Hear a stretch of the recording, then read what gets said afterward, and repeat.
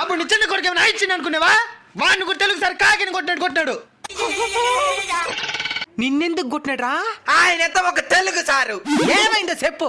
Telugu sir Telugu చెప్పాలా? అచ్చగాని ఎప్పుడు చూడ సమోసాల గురించి చెప్తా ఉంటాడు. సమోసాలా?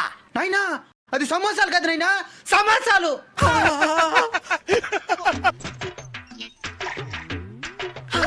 సార్ దాని ఆయన అదేదో సువర్ణ వలసందంట.